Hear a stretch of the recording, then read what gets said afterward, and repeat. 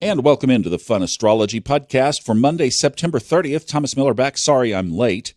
Wrapping up a wonderful week up in the Rocky Mountains. And we just been hiking and doing all kinds of great stuff. And I just got behind the 8 ball. So anyway, let's talk about a couple of quick things that are going on in the sky today. Because there are, I would say, at least 2-3 significant patterns that we need to take a look at. One, the moon is in Scorpio, okay? So that always brings that deeper level of emotion.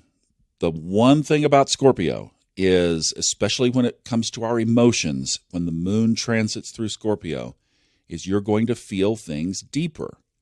And the other aspect to the moon that we need to consider is that it's in opposition to Uranus.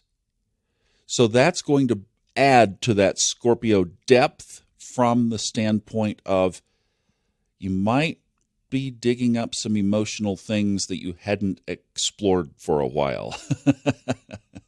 It's kind of weird. I had a dream this morning of something that was just totally out of left field, something from my past, a very prominent thing from my past, a job that I used to have, people that I used to work with. Folks that I haven't seen in years came just vividly through as if I was there. That's that kind of Uranus Scorpio things, digging up stuff from the deep that is like, where did that come from? So you could expect that today and tomorrow. Then the moon moves into Sagittarius and you'll get an uplift. That will be on Wednesday, but today and tomorrow, that moon is in Scorpio and there could be some deep stuff coming up. All right, now, the other big one that I think is worth noting here is this square pattern that's going to start appearing as our Libra planets move through and square off to the big three. All right, so what are we talking about? Well, the Sun, Venus, Mercury, and soon-to-be Mars moving into Libra are going to eventually all square Saturn, Pluto, and the South Node. Mercury did first, and we talked about that last week. Mercury is coming out of that square. It is still square Pluto, but only by like 1 degree. So it's waxing. It's moving out of that square position.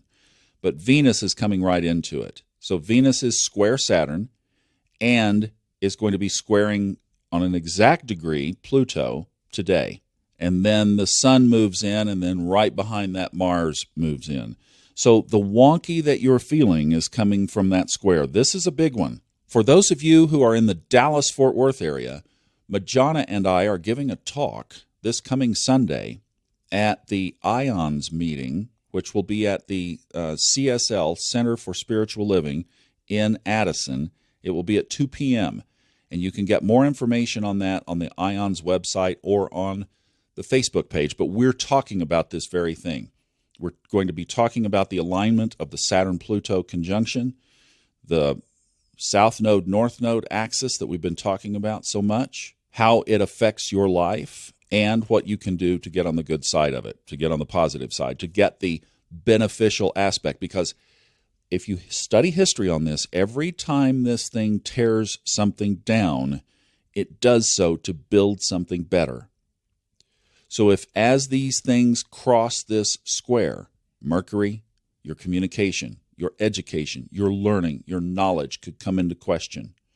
Venus, money, relationships, beauty, love. The Sun, going right after the very core of who you are, could come under this aspect as well. And then Mars is just going to punch the whole thing. So we've got a track coming through, and that's going to be the primary energy that's in place for this week. We're going to follow the moon into Sagittarius and then on into Capricorn, but these squares between the Libra planets and the Capricorn big three is going to be a big deal. And really the rest of the chart, Uranus is sitting over there in center field in Taurus, and Neptune is sitting over in right field in Pisces, and they're just kind of waiting for a ball to come out. But they are in the energy for sure, but the concentration is around this Libra-Capricorn square. That is the big thing in the sky this week. We will keep you posted. Have a great Monday. Sorry for the late broadcast, but we will be back tomorrow and on track. And I'm going to be back to Stephen Forrest's audiobook on Wednesday. Can't wait. Have a great week, and we will see you tomorrow.